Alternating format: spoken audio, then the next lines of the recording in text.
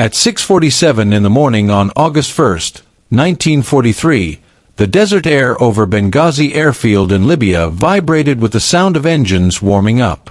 Lieutenant Colonel Addison Baker climbed into the cockpit of his B-24 Liberator, Hell's Wench, knowing exactly what this day was expected to cost. He was 36 years old, commander of the 93rd Bomb Group, with nearly a year of combat already behind him. Beside him settled Major John Jerstad, just 25, calm and focused. Jerstad had finished his required 25 missions weeks earlier. He should have been packing his bags for home in Oregon. Instead, he had volunteered to fly one more mission, this time as Baker's co-pilot, because Baker needed experience beside him, and Jerstad knew the plan better than almost anyone alive. Around them, 178 heavy bombers prepared to lift off for what intelligence officers had already labeled the longest and lowest bombing raid in history. The target lay far to the north, the Ploiești oil refineries of Romania, the industrial heart that supplied nearly a third of Nazi Germany's fuel. Tanks, aircraft, submarines, all of them drank from Ploiești. Destroy it, and the war itself might slow. Fail, and hundreds of airmen would die for nothing. Command estimates were blunt. Casualties could reach 50%. Everyone on the field understood what that meant. Operation Tidal Wave demanded a round trip of nearly 2,400 miles, flown mostly at altitudes so low that treetops would blur beneath the wings. Previous high-altitude raids had failed. The only remaining option was to fly straight through the defenses at rooftop height, drop delayed fuse bombs, and hope the explosions didn't catch the bombers themselves. Training alone had already claimed 47 B-24s. Pilots had misjudged altitude over water, slammed into hillsides, collided in tight formations. Baker knew the numbers. Jerstad knew them too. They climbed into Hell's Wench anyway. 10 men filled the aircraft that morning. Navigator Harold Sweetman, bombardier John McCormick, engineer James Merritt, radio operator Cecil Fite, and 4 gunners took their stations. No speeches were needed. Everyone understood the odds. 1 out of every 2 aircraft might not return. But Ploiești refined 12 million barrels of petroleum a year. Every day it kept running, German tanks pushed deeper into Russia and U-boats stalked Allied convoys. The mission was worth the cost. That belief was the only thing holding the plan together. Baker had briefed his men again and again. Timing was everything. 5 bomb groups had to arrive over their targets at exactly 9:30 a.m. Romanian time. Hit together, and the defenses would be overwhelmed. Arrive late, arrive early, or stray from the flight plan, and the Germans would concentrate every gun on whoever came alone. The 93rd Bomb Group was assigned the Astra Romana and Unirea refineries. Baker's aircraft would lead. He intended to show his men the way through. At 7 o'clock, engines roared across Benghazi. One by one, the bombers lifted into the sky, formed up over the Mediterranean, and turned north. At altitude, the formation stretched for miles before descending toward wave-top height over the Aegean Sea. The plan was to slip beneath German radar across Greece and Yugoslavia, then rise only slightly as they approached Romania. Baker settled into his seat. Jerstad scanned the instruments. Hell's Wench flew at the point, 17 aircraft tight behind her. 3 hours into the mission, the first crack appeared. A B-24, carrying the mission's lead navigator, lost power over the Mediterranean. It tried to land on the water at high speed, broke apart on impact, and vanished beneath the waves. Everyone aboard was lost. With that aircraft went the one man who knew the entire route by heart. There was no backup. Baker watched the formation continue north and felt the weight of it settle in his chest. Something was already going wrong. They crossed the Greek coast and dropped to 500 feet. The bombers flew so low pilots could see individual trees and startled livestock scattering beneath them. Terrain masking worked, but it burned fuel faster and left no room for error. A wrong turn here would send dozens of aircraft into mountainsides. Baker checked his gauges. Engines steady.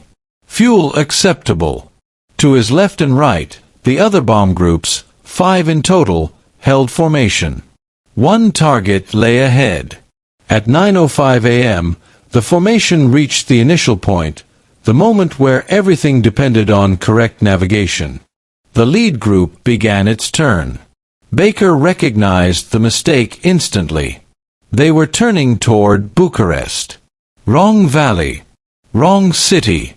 The lead group was pulling more than 100 bombers away from Ploiești and straight toward failure. Baker grabbed the radio and broke silence, calling again and again. Static answered him. German jamming had already begun. Baker looked at Gjerstad. The choice was brutally simple. Follow the lead group and waste the mission, or break away and take the 93rd alone into the most heavily defended target in Europe. Command had predicted 50% losses with 5 groups attacking together. What would happen if only one went in? Baker decided in 5 seconds. He banked hard left toward Ploiești.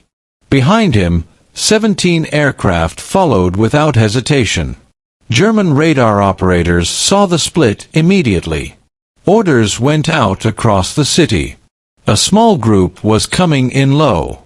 Every gun was to focus on them. Baker flew straight toward the smokestacks of Astra Romana, 11 miles ahead. Black shapes rose into the sky, barrage balloons, hundreds of them, steel cables hanging beneath like a deadly forest. At 470 feet, Hell's Wench entered the defense zone. The city exploded with fire. Anti-aircraft guns of every caliber opened at once. Tracers filled the air. Black bursts of flak surrounded the formation. Baker weaved between cables, jerking the controls left and right as Gjerstad called out hazards. An explosion beneath the aircraft lifted it violently, shrapnel ripping through fuel tanks and hydraulic lines. Warning lights flashed. The aircraft was wounded, but still flying. Then a steel cable scraped along the right wing, tearing aluminum.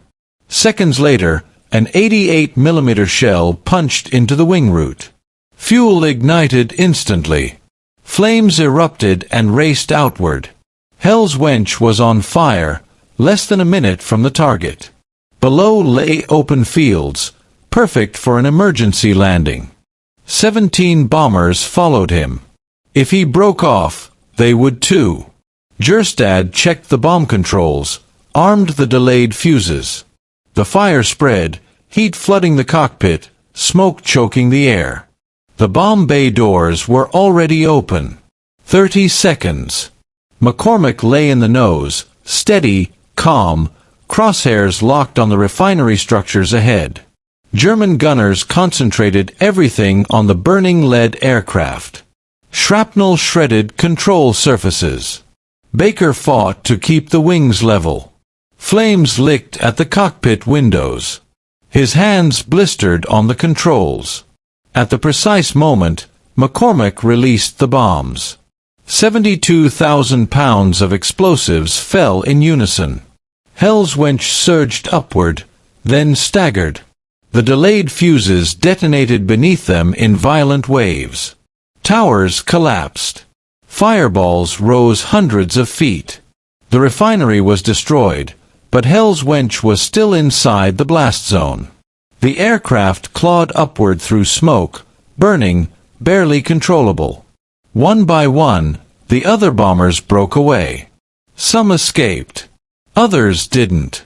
Aircraft were ripped apart by flak, sliced by cables, detonated from within. The 93rd was paying the price alone. Hell's Wench climbed to 800 feet, then higher, flames consuming the right wing. Engines failed one by one. Baker knew they would never reach friendly territory. Bailing out now would mean capture. Years in prison camps. Some might never come home. Baker pulled back on the yoke and kept climbing.